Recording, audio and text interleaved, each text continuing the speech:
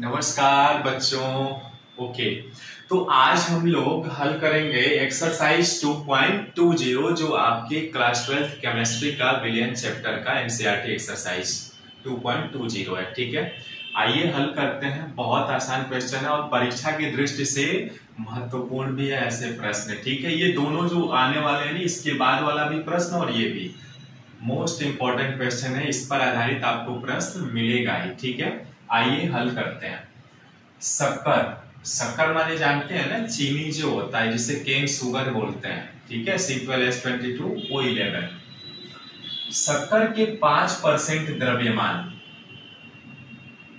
जलीय विलयन का हिमांक 271 केल्विन है। यदि शुद्ध जल का हिमांक 273.15 केल्विन है तो ग्लूकोज के 5% जलीय विलयन के हिमांक की गणना कीजिए। देखिए, इस प्रश्न में दो केसेज हैं। एक पहला तो शक्कर के साथ एक्वा सॉल्यूशन बनाया जा रहा है और दूसरा ग्लूकोज के साथ एक्वा सॉल्यूशन बनाया जा रहा है। ठीक है, दोनों को अलग अलग केसेज में करके हम लोग साथ में चलेंगे। ठीक है, देखिए यहां पे क्या होता है कि इन केस ऑफ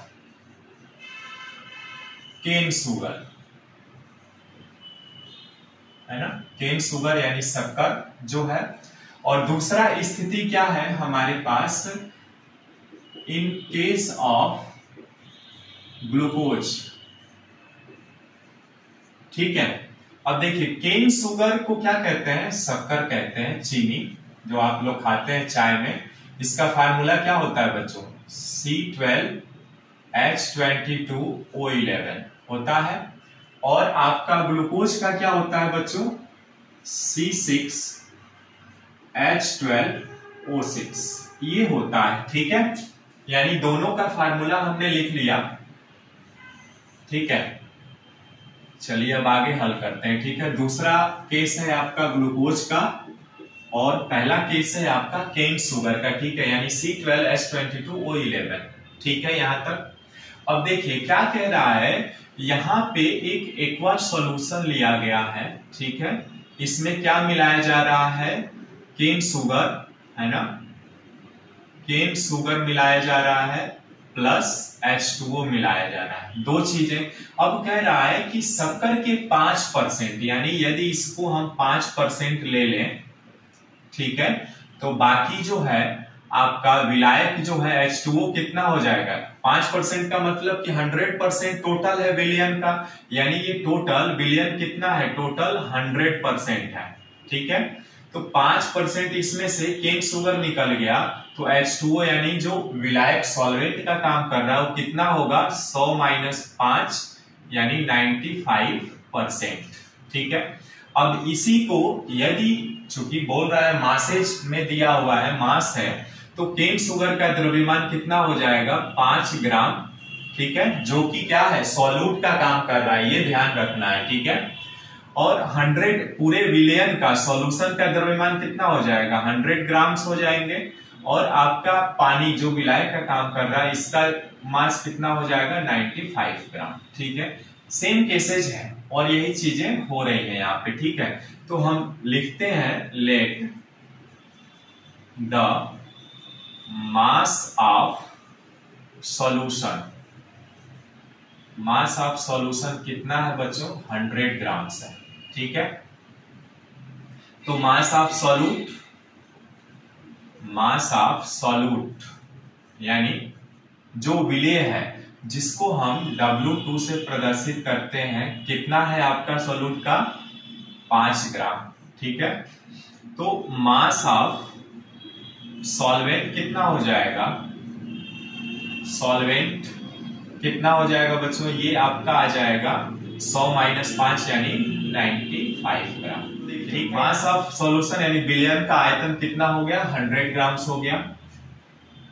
और मास ऑफ सॉल्यूट यानी जिसे W2 से प्रदर्शित करते हैं, यानी विलेय का द्रव्यमान 5 ग्राम हो गया। और मास ऑफ सॉल्वेंट यानी विलायक क्या है, द्रव है आपका, H2O है, तो इसको हम W1 से प्रदर्शित करते हैं, यानी 95 ग्राम हो गया।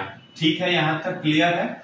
चलिए, दो पार्ट में मैं इसको कर ही दिया हूं। ठीक है ना, निकाल लिए। तो अब आगे क्या कह रहा है, देखिए सतह के 5% जलीय विलयन का हिमांक, यानी जो फ्रीजिंग पॉइंट दिया हुआ है, कितना दिया हुआ है, टीएफ का मान कितना है बच्चों, 271 केल्विन के, ठीक है। उसके बाद कह रहा है यदि शुद्ध जल का हिमांक, यानी शुद्ध जल का जो फ्रीजिंग पॉइंट है वो कितना दे दिया है, 273, यानी शुद्ध जल को कैसे दिखाते हैं, टीएफ नॉट से दिखाते हैं हम, यानी TF not is equal to हो जाएगा 273.15 केल्विन, ठीक है। इतना हो गया। अब हम यहां से इनके डेल्टा टीएफ का मान आसानी से निकाल सकते हैं। डेल्टा टीएफ का फार्मूला क्या होता है, फ्रीजिंग पॉइंट ऑफ टेम्परेचर में जो डिफरेंस आ रहा है वो कितना आएगा, देखिए इसमें आएगा टीएफ नॉट माइनस टीएफ, ठीक है, यानी 273.15 केल्विन माइनस ऑफ 271 केल्विन, ठीक है। इसको घटाइए, घटाएंगे तो कितना आएगा बच्चों, ये आएगा 2.15 केल्विन, ठीक है। डेल्टा टीएफ का मान भी हमने निकाल लिया, ठीक है ना, यहां तक कर लिया। अब यहाँ पे आइए, ठीक है, यहाँ पे क्या हमें दिया गया है, देखिए यहाँ भी एक विलयन तैयार किया जा रहा है, ठीक है, जिसमें क्या है, ग्लूकोज है ना, यानी C6H12O6 और प्लस एक्वा सॉल्यूशन मिलाया जा रहा है, ठीक है। अब यहाँ पर देखिए इसका भी क्या कह रहा है, तो ग्लूकोज के 5% जलीय विलयन का सेम कहानी हो रही है यहाँ पर भी, जो केन शुगर के साथ हो रहा है, यानी ग्लूकोज का मात्रा द्रव्यमान कितना है, 5%, ठीक है। टोटल विलयन का जो आपका सॉल्यूशन है वो कितना है, 100% है, तो H2O कितना हो जाएगा, 95% होगा, यानी इसको मास में कन्वर्ट करें तो ये 5 ग्राम हो जाएगा, ये टोटल विलयन हो जाएगा आपका 100 ग्राम्स, और ये आपका आ जाएगा 95 ग्राम, ठीक है ना, यहां तक क्लियर है। सेम कॉन्सेप्ट है यहां पर भी। तो अब यहां पर भी हम लिखेंगे let the mass of solution, mass of solution कितना हो जाएगा बच्चों, कितना होगा, 100 ग्राम्स होगा, ठीक है।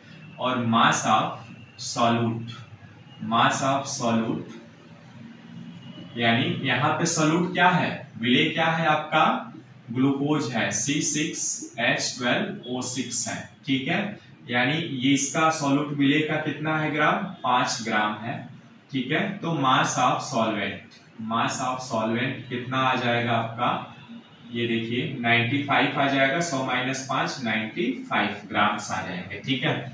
अब चूंकि यहाँ पे टीएफ नॉट की मान सेम ही दिया हुआ है, ठीक है ना, शुद्ध जल का हिमांक यानी फ्रीजिंग पॉइंट दिया हुआ है, सबका समान ही होगा, ठीक है।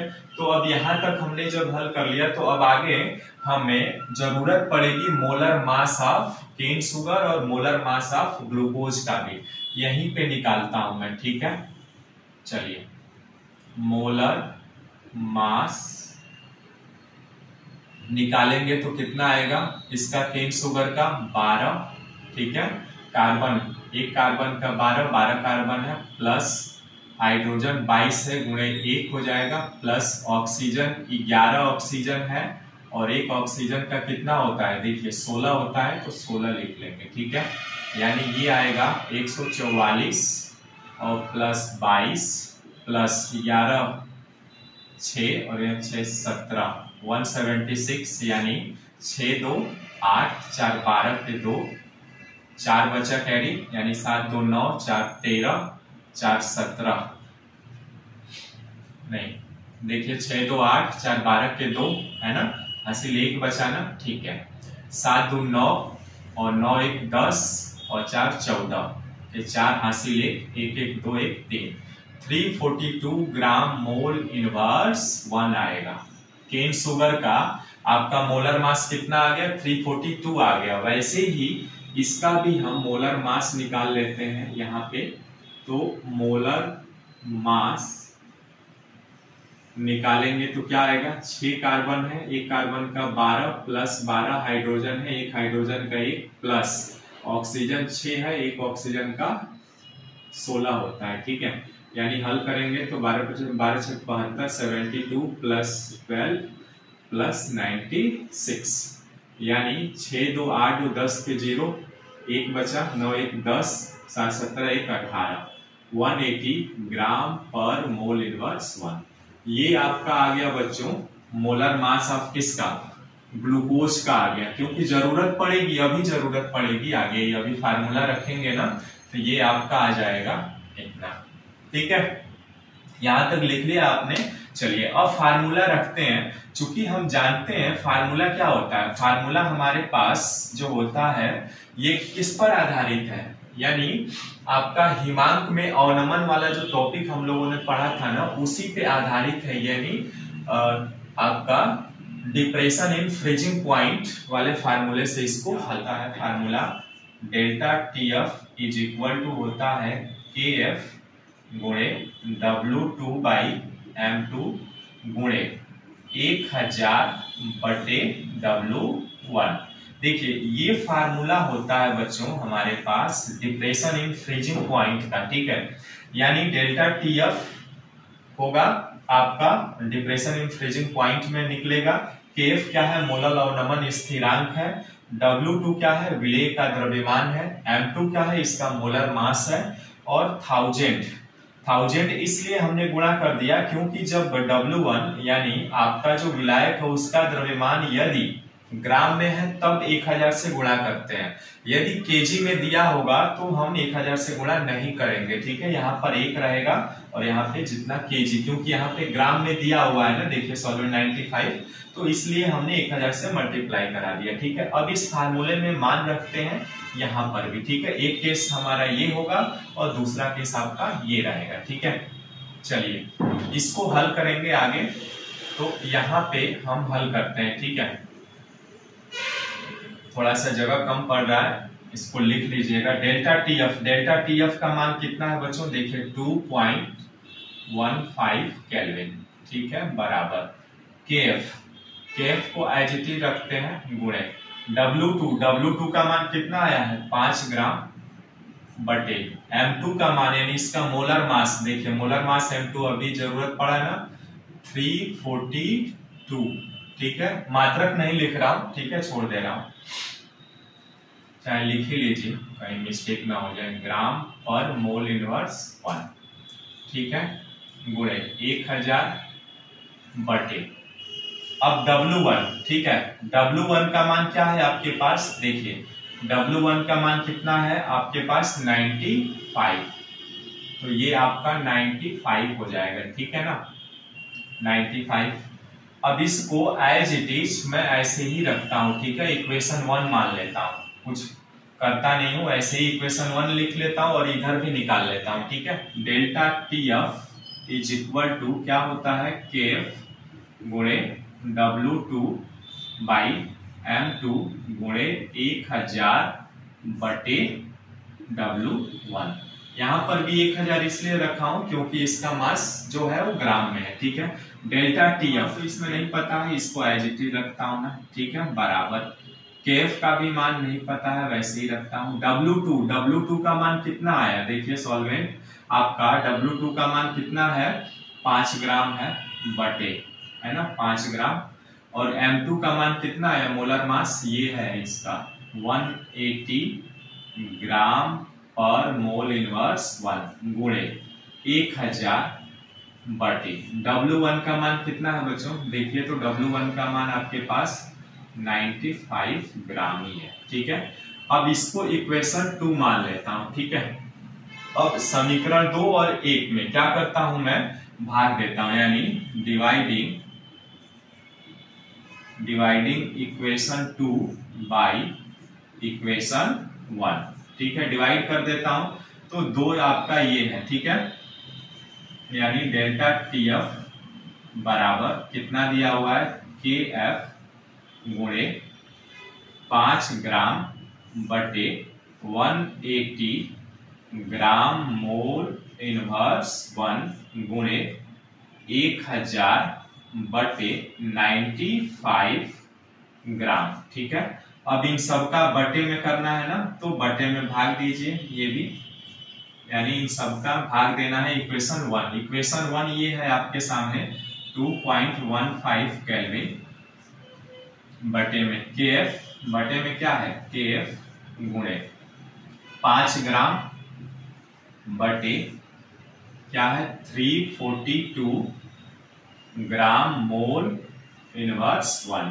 ठीक है, गुणे 1000 बटे 95 ग्राम, 95 ग्राम। ये हमें डिवाइड कर दिया। अब देखिए KF से KF कैंसिल हो जाएगा, ठीक है ना, 5 ग्राम से 5 ग्राम कैंसिल हो जाएगा, ये दोनों, ये 1000 बटे ये दोनों के दोनों कट जाएंगे, ग्राम से ग्राम कट गया, ठीक है। अब जो बचेगा वो आगे लिख लेता हूं मैं, ठीक है, यहीं पे आगे लिखता हूं इसको।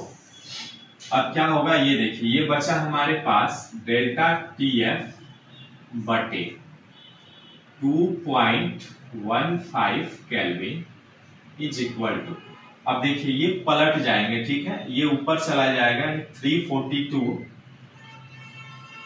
ये आपका जाएगा तो ये आएगा 342 ग्राम मोल इनवर्स 1 बटे में क्या होगा 180 है ना, 180 बचा है तो 180 आ जाएगा नीचे, ठीक है, यानी 180 ग्राम मोल इनवर्स 1। अब देखिए ग्राम से ग्राम मोल इनवर्स कट जाएगा, हमारे पास ये बचा, यानी त्रिया गुणा करा लेते हैं, ठीक है, delta TF is equal to क्या होगा इन दोनों का गुणा, यानी 342 गुणे 2.15 केल्विन बटे में क्या आ जाएगा 180, ठीक है। अब इसको आप भाग देंगे तो delta TF is equal to, भाग देंगे तो ये आएगा 4.085 केल्विन, ठीक है। ये देखिए ये आपको डेल्टा TF मिला बच्चों, है ना, डेल्टा TF मिला, यानी उसके हिमांक में जो अवनमन हो रहा है वो मिला हमें।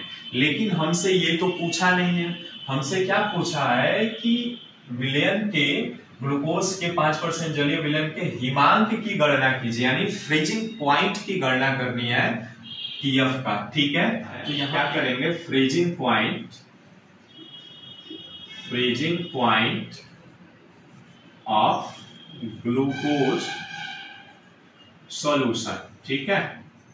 तो क्या होता है हमारे पास फार्मूला, डेल्टा TF बराबर होता है क्या TF नॉट माइनस TF, ठीक है, ये फार्मूला होता है ना हमारे पास, डेल्टा TF बराबर TF नॉट माइनस TF, ठीक है।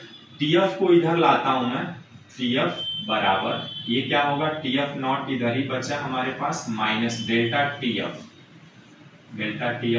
अब देखिए TF नॉट का मान है आपके पास, यहाँ पे लिखा था आपने 273.15 केल्विन, माइनस डेल्टा TF का मान अभी आपने निकाला 4.085 केल्विन, ये घटाएंगे तो आएगा 269.065 केल्विन, ठीक है। तो यही हमसे पूछ रहा था कि TF का मान कितना होगा, इसकी गणना कीजिए, ये आपका आंसर हो जाएगा, ठीक है। तो इस तरह से बच्चों ये हमारा जो पूछ रहा था कि ग्लूकोज के जलीय विलयन के हिमांक की गणना कीजिए, ठीक है, स्क्रीनशॉट ले लीजिए, ये आपका क्वेश्चन कंप्लीट होता है। मिलते हैं फिर नेक्स्ट वीडियो में एक नए प्रश्नों के साथ। नमस्कार।